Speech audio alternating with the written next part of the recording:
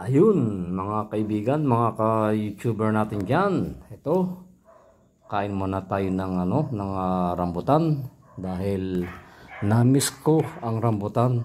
Ngayon lang yata uling taon na to ako nakauwi ng panahon ng rambutan.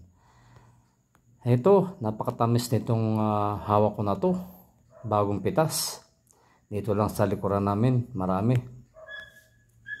Kaya hindi problema ang rambutan dito sa lugar namin. Matamis at fresh pa. Ayan. Nakakatakam naman talaga. Tingnan nyo yung kinakain ko. Ayan. Yan po ay tuklapin kung tinatawag na isang variety ng rambutan is yung mayroong sipsipin at mayroong pok natin. Ang pok natin po ay yung natatanggal yung kanyang laman, mihiwalay dun sa buto. At meron naman na sipsipin is yung talagang kailangan sipsipin para makuha yung katas niya. Hindi kaya nipok natin. Ayan. Ang sarap naman talaga nitong rambutan na to. Lalo na pag press.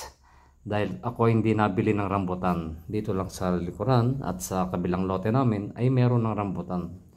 Kaya sa isang lote namin ay hindi pa hinog yung rambutan doon. Kaya ito, samahan niyo ako hanggang sa matapos itong video ito, kumain. Ay naku, napakasarap naman talaga. Ito, hindi ko kayo mabigyan dahil malalayo kayo. Kaya ito lamang ang pinitas ko, itong kaunti na to para matikman ko lang muli. Ayan o, tingnan nyo o. Ayan o. Press na press yan, tumutulo pa yung katas niyan. Ening ko ba yan? Tamis. Sarap naman talaga. Pag sariwa talaga yung prutas ay masarap. Ayan. Nakailan. 3 kilos yan. Yung babanatan ko na yan. Pero hindi ko kaya ubusin yan kasi mahirap na kapag nasobrahan tayo ng rambutan ko kumain. Kaya ako itakaw mata lang kung tawagin. Kaunting tikim. At okay na sa akin. Ayan. Pinapakita ko lang sa inyo yung laman niya. Yung talagang swabe niya. Marami yatang variety ang rambutan. Meron pok natin at meron sipsipin at meron pang isa na maliit lang buto. Yung tawagin na inarnibal daw yun.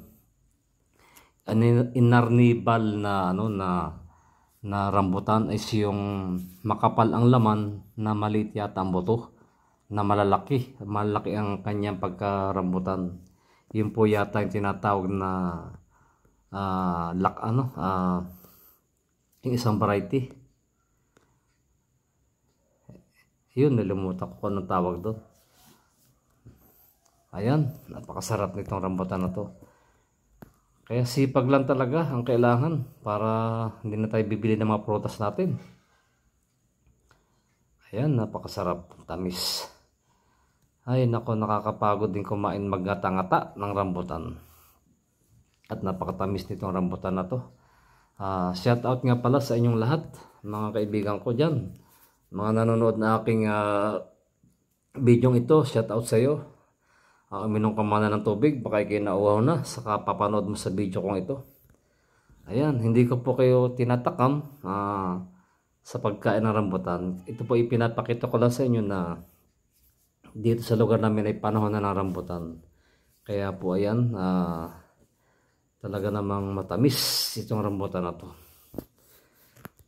Nakapagsawari ng rambutan dahil noon tayo nasa ibang lugar pa ay hanggang sa market lang tayo nakakita ng rambutan at sadyang mahal ang bilihin ng rambutan sa ibang lugar. Kaya doon sa pinanggalingan kong lugar is mahal ang rambutan. Kaya hanggang tingin na lamang at takam-takam na lamang. Pero this time ay mismong pumitas at ako rin ang kumain ng aking pinitas.